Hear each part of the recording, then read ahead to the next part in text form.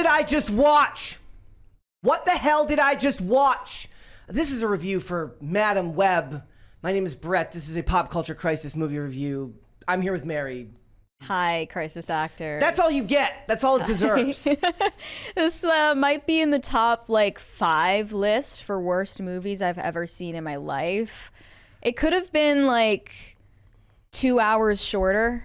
Yeah, because it was an hour and 57 minutes. So 2 hours shorter would have been really, really good. We were actually not arguing. We were discussing before the show whether the term "so bad it's good" applies here, because it was literally so bad that I was devolving into fits of laughter at the dialogue throughout the entire movie. But here's the problem. So bad that it's good denotes the idea of a guilty pleasure that you can watch anytime and be like, oh my gosh. The first Tomb Raider is that for me. It's so bad that it's good in a lot of ways. There's a lot of movies like that I have. This is not that. It would be actually irresponsible for me to tell you to spend your money just to go and laugh at this movie. You can wait and laugh at this when it comes out on streaming. Right, yeah, we're definitely not recommending that you watch this for sure, but it was entertaining at least to pay attention to the awful writing and the awful acting. So in Adam Scott was the only good actor in this movie. In this movie, Cassandra Webb, she plays a paramedic whose mother went to the Amazon to research spiders while pregnant with her daughter. And she is betrayed by her bodyguard, who's been looking for the spider his whole life. She is then saved by a group of mysterious spider people, and then is somehow transported magically back to America, and you don't really know how or why that happens. Yeah. There's a time jump that isn't really explained all that well. And from there, she has fateful interactions with Julia Cornwall, that is Sydney Sweeney, of course, Spider-Woman. Isabel Merced, I don't know if it's Merced or Merced, playing Anya Corazon, and Celeste O'Connor playing Maddie Franklin. The bad guy is Ezekiel Sims, the character's name is Zeke, and the actor there is Tahar Rahim. And I've got, right down to it, right at the face of it, this movie is the fault of disgusting writing, awful directing, and a lead bad guy that have about as much emotion as somebody on Xanax. Okay, I cannot stress enough how little actual emotional growth there is, or evocation. They do not ever actually emote anything throughout the entirety of the film, both the bad guy and the good guy. Yeah, he's awful as a villain, obviously, and I'd never heard of this guy, but Dakota Johnson, for having as much clout as she does in the industry, she is just a laughably bad actress. And yes, I don't know she's her. known as the 50 Shades of Grey chick, yes, who was a completely bland, empty character to begin with. But so was Cassie in this movie. I realized that Jeremy Johns was actually right in his review. Immediately I disliked her because she is a bitch and she is a cat lady. And here's the thing. An act a real a bad an actress playing a bitchy character actually evokes emotion from you when they're bitchy. She couldn't even get me to care about her. She wasn't even believably bitchy. No, her bitchy state is the same as when she's talking to her partner when she's eating lunch. Oh, by the way, this entire movie was funded by Pepsi, so there's awkward Pepsi. Literally, spoiler alert to the end of the movie, because you're not going to go see this anyway. Zeke dies by Pepsi sign. It's death by Pepsi sign. Death by product placement. He literally got crushed to death by a neon Pepsi logo. Look, I was also there's this scene where she's just picking at the can top for 5 minutes. Make sure you look at the logo. But she doesn't open it. It was also because it was probably because they had to get a Pepsi can from 2003, so it's probably a collector's item that the director was going to sell on eBay afterwards, because this movie isn't going to make any money. Venom look, most of the Spider-Verse movies are bad, okay? I really liked the first Venom movie. I was ambivalent about the second one. Morbius, whatever. But those have two things in common. They have Tom Hardy, and they have Jared Leto. Now, I wasn't a huge fan of Morbius. I think it was actually quite bad. But they, at least as actors, have a certain amount of presence on screen. This has none of that. In all of the trailers and the clips that they released before this movie came out, every line of dialogue that Dakota Johnson delivers is just with the utmost apathy. There's no urgency to anything. There's no urgency, Her even when driving she's an ambulance. constantly in these high stress situations. And like, maybe you're supposed to believe that because she's a paramedic and she's used to being in emergencies, that she wouldn't overreact emotionally to those situations. But this is something where she's totally out of her depth, has no idea what's going on. So she should at least show some fear. There would be a command presence if she was. Yeah, some authority. She doesn't she has none command of any that. authority over these younger girls, but she also is, we're supposed to believe that they grow closer throughout the movie, which No one buys doesn't it. translate at all. They've only known each other for 2 weeks, and for most of that she was over in Peru soul searching. Like, basically she leaves these girls alone with Ben Parker and goes to Peru to research what her mother was researching, and she ends up meeting one of the spider people and then processing her mommy issues at the same time, and then she learns to astral project. Yep. And then she comes back and they have the final boss fight or whatever. But in no way did she go through any character development. No. Like what's crazy about it is like, look, there's just a dramatic lack of understanding of how actual human interaction or human situations go. So, like we said, there's a scene where she is supposedly she's in an ambulance and the sirens are on and she's supposedly driving really, really fast while talking as if she's just taken a bottle of Xanax and drank a fifth of liquor, right? And she's talking and then she hits the brakes and she stops and the girl's in the way of the car and then she flips her off. And then when the girl gets out of the way, she like takes the time to make a comment and then just kind Kids of drive these away. days. You're in a flashing lights ambulance. You're supposed to hit the gas again and take off at a fast pace. You don't even understand how emergencies work. Yeah, there were just a lot of clumsy moments like that they clearly didn't think through. Sony was just like, F it. We're just like throwing out this garbage. There's a line, I kid you. Okay, so Jill Hennessy is in this movie. Jill Hennessy, she was in Crossing Jordan. She's been in a lot of stuff. She plays, at least I think, unless I'm mistaken, I didn't look up to make sure. She plays the one night stand, the government employee. insane. And I'm going to read you a line that he reads to her after he poisons her.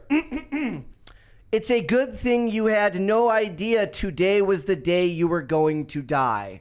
And he read it in exactly the same voice. Who I just wrote read this that. shit? Look, I want names. it's not just who wrote it. It's the same people who wrote Morbius, no doubt. But here's the thing: if you're gonna do a line like that, right? The least you could do is pull a close up of him delivering it to her while he's close to her face. It's like from the back of his head, in a side profile. Yeah. Did you find it weird that he had this kind of accent, but not accent It's like throughout they were the trying, whole 'cause thing? I'm guessing the actor just isn't he's not. His name's Tahir Rahim. He was doing a fake American accent, which right? they should have just let him use his accent. It didn't work. Nobody's gonna pay attention to this. He was anyways. the least intimidating villain I've maybe ever seen. So, he's. I can't think of a worse one off the top of my head, but there are ones out there that he has zero screen presence whatsoever. Also, the trailer was such a scam because they're showing you all of these girls in costume, Which you only doing get, the hero shit, and you see that only in his vision, and then at the very end, but. Most of the time, they're just acting like immature, normal teenage girls. She drove a car into a diner and goes, "Get in." Yeah, like, she just isn't translating that she even cares about whether these girls live or die. She almost abandoned them at a motel in the middle Johnson of nowhere. She's like the bastard child in this movie of Olivia Wilde and Paget Brewster if neither of them had any talent, but they both do, so they're better than her in this. It's not just that, guys. I haven't even gotten to the fact that the cinematography, the camera work in this movie is nauseating, and I don't mean that in like a mean way. I mean that it physically made me sick with all of the 180-degree pan shots and smash cuts during action scenes. Yeah. If I was to steel man their argument, if I was to pretend to be a pretentious art snob who was in the storyboarding process, that those camera shots were done because Spider-Man hangs upside down, therefore they're like, "Ew," and then we'll pan and tilt, and like, shut up, you don't even know what you're doing. Also, this isn't a Spider-Man movie. Yeah, but Zeke does hang upside down. So that's the tone they're trying to evoke there. And they took the line, with great power comes great responsibility, and they ruined it. They changed it. It's written like an amateur student film, or worse. This is what they changed the line to. When you take responsibility, great power will come, which is not the point of that line. The idea is, if you have an amazing opportunity, if you have an amazing burden thrust upon you, you then have to take responsibility for all of the power that entails, right? Now they're saying, like, if you take responsibility for your actions, you'll get the reward of great power. Yeah. That's not what that's supposed to mean. Completely changing the meaning of the phrase. And so you get Adam Scott, who is the only person who can deliver any line with any amount of actual talent. He plays Ben Parker. Of course, he will later become in a movie that's never going to get made, because this will never be made into another film. Obviously, he'd be Peter Parker's uncle, right? Yeah. And he's in a relationship, which you don't meet her, but he mentions that he's just started dating a new woman, and that's of course Aunt May. Also, by the way, they have this scene where I guess I thought they were trying to make it seem like Cassie was like interested in him, but because Dakota Johnson can't act, you get nothing. You get none of that. She wasn't able to act jealous. No. I don't know if that's right. And then you get the only time this movie where her awkwardness actually worked was at the baby shower for Mary Parker. Yeah. That is the only time when it actually worked, because there's far better, more talented actors around her, meaning Emma Roberts, who are helping bring out the awkwardness of her character. All of the other actors, Sydney Sweeney can't act in this. And she's supposed to be awkward and weird. Nerdy. And it doesn't work that way in the film. It just comes off as bad acting. Also, are we supposed to believe that Sydney Sweeney is 16? The nerdy goody two shoes 16-year-old wearing like a pleated schoolgirl skirt? It was very odd, and also it's just like, that's not how people dressed in 2003. But whatever, that's aside from the point. Somebody used the term hangry, which I don't think existed in 2003 either. But there were just so many little things that bothered me about this. Boys? Why? I loved it, but why? Why was Dakota Johnson on the way to a funeral wearing a t-shirt and jeans? Just so that she can be wearing a t-shirt and jeans for the rest of the movie. Yes.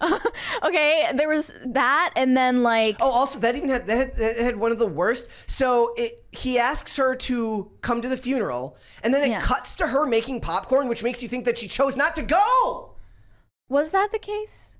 Well, she was like debating it, right? And then he's like, if you leave right now, you can make it. You don't go make popcorn and then leave when they say you have to leave right now. I don't even know. It's just, she's going through a 24-hour period of constant deja vu and like what she thinks are hallucinations, and doesn't seem at all stressed out about it. She's just like, oh, that's weird. I'm going to continue laying on my couch. She dies underwater but doesn't go to the hospital. She's like, I'll be fine. Yeah. And her coworker, who isn't a medic, says, yeah, you'll be fine. I took your vitals. You'll be fine. So there's also like continuity-wise and motive-wise, there's stuff that doesn't make sense. So she gets the girls out of this. Oh, by the way, when Zeke like shows up in the subway, he just starts throwing people, and since they didn't have a budget to actually use the sets, he just throws them out of the shot, likely onto a big pad that was on the ground, or it's in the CGI. And so she escapes the by the way, she goes to the Amazon later, despite the fact that she's been on the news as the most wanted person in New York. So that doesn't make any sense. Yeah, like, how is she traveling? This is 2003. We're post 9/11. Yeah, you're not getting through and this guy, so Zeke has an evil sidekick who is helping him track these girls and track Cassie. Sidekick. She is boring. And she's using post 9/11 facial recognition technology that she stole from the police to track everywhere they go, every purchase they make, and on all like public transportation, on AOL security video. AOL. And somehow he didn't catch the fact that she was traveling internationally to the Amazon. But no, at that point, I think they're saying that he wasn't looking for her; he was still looking for the other three. This is not the point, though. Okay, so she escapes the freaking subway. She steals a fucking a cab, right? And then she just then the next shot, it just cuts and they're in the woods. Yeah. And the car's just in the woods, in the middle of nowhere, and you have no idea how they got there. It makes no sense. So here's the thing. She leaves the girls there, and she says, I'm going to go research this and look through my mom's journals, and I'll come back for you. Like in a few hours. Yes, and the girls leave and they go to a diner. So she has to go, once she finally does her research, has an awkward scene where she tries to walk on a wall, and then she drives into the diner. The part where she's reading through her mom's diary and like research out loud to the audience. She might as well have broken the fourth wall and been like, I have to explain this to you because you're extremely stupid. She doesn't do it in a breathy tone like she's talking under her breath. She's talking as if she's expositing to you, the audience. So anyways, the girls, the immature girls go and abandon where they were told to stay. They built a fire too. They go to a diner where Maddie or whatever pays for everything because apparently her dad is an evil businessman who's polluting the ocean. Yeah. Whatever, fine. And then she comes back for the girls, drives through the building or drives through the diner and says, "Get in the car," and has no emotion, and then brings the girls to a hotel and then abandons them again for no reason. Well, she almost did. She saw what would have happened if she did abandon them, which she did want to. Yes. And then the next day she did it anyway. Yeah. And then she gives them great power and great responsibility by teaching them CPR. At no point in this movie did I think that Cassie gave a single shit about whether these girls lived or died. And okay, so this is what in closing, when you watch a lot of bad movies and you watch them and you're like, oh my God, this story is awful. The story is so terrible. This is the perfect example. It's like, even when Hollywood fails and gives you the worst story ever, it still looks like a movie. It still actually seems to pass as a film. Which is jarring. Meaning that one scene goes to the next. Yeah. There aren't continuity errors, or at least not grievous continuity errors. Everything seems to line up as far as the actual execution of the filmmaking. This is what happens when the story is a Z- and the filmmaking is a Z-, and they mash together to make something truly awful. I do believe that if you wait until this comes out on a streaming service and you want to get drunk and watch this with your friends, you'll have no idea what's going on. But yes. It might be fun if you don't have to pay for it in theaters. I never thought I would say this, but it was worse than the Marvels. Oh, 100 times worse than the Marvels. And I didn't even know that was possible. I would watch the Marvels 100 times over before I would ever want to watch this again. Thanks for watching. Listen to full episodes of Pop Culture Crisis on Spotify. Keep up with us on social media and make sure you subscribe and ring that bell so you never miss the show. Bye, guys.